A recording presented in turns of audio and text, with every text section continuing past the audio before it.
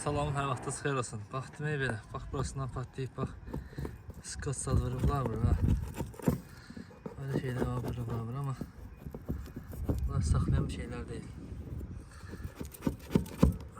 Ne hijyenik değil, ne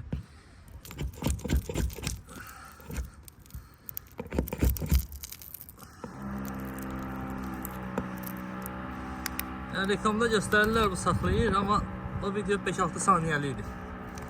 5-6 saniyeden sonra yani oradan hemen yerden bırakır. Ama ne kadar şey var. Müşteriler anladılar ki böyle şeyler vurun. Xeyri yaxdı.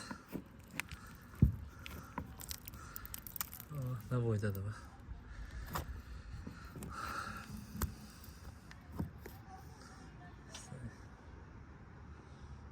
Sat yeri buradan. Bunun altından.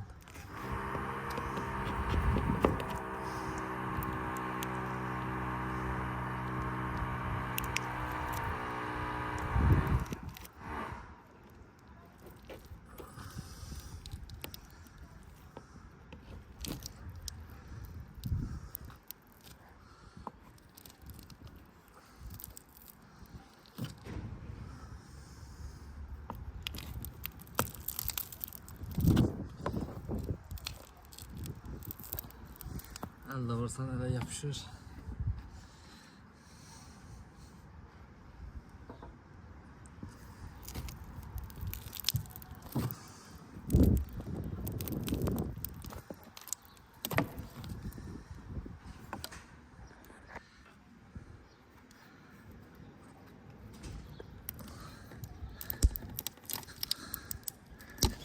Şey, kaparttık arabada.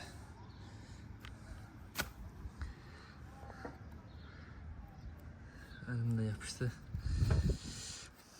Şöyle Safiye'ni göstererek.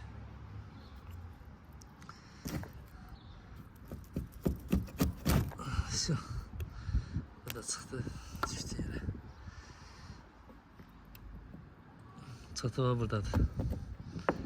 İnşallah bir bərpa edib təzdən çəkərik. Ha, bax belə. Bir hava bunu gösterdim.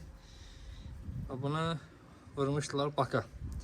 Hem kilidi, hem natemizliydi, hem xəstəliydi. Bax bu kiliyə su için değil axı. Yəni ümumiyyətlə tutan bir şey değil. Laf tutsa belə yəni suyun tərkibində mikrop yaradır. Bax belə bir şeyler yaxşı bir şeyler değil. Atdıq bura.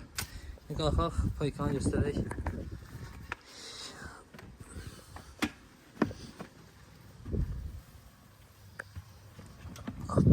Belə. Bu da paykanın özü. Bir yaxları siz başında o kremliyə var, yuxarıda qalıb. Hara ki payka olunub, buranı təmizləmişik. Sıxanmadan politeyndən istifadə edirik. Həm suyu təmiz saxlayır, həm də möhkəminə görə. Yəni deyirəm, işə zamanı tərəf 5 il verir. Bakın, mesela payka olmayan yerdə bir də buraxmır. Bakın, bütün kəndlər olsun, şəhər olsun, hara gəldik. İndi bana. Rayonlarda ustamız var, müəyyən rayonlarda. Onlar yönləndiririk. Bu bakın, özü də 2 tonluq su sənədir. Böyle burada Bakı'nın kəndlərindən biridir. Bir nə qədi kəndidir. Xeyirli olsun. Allah xeyirci versin.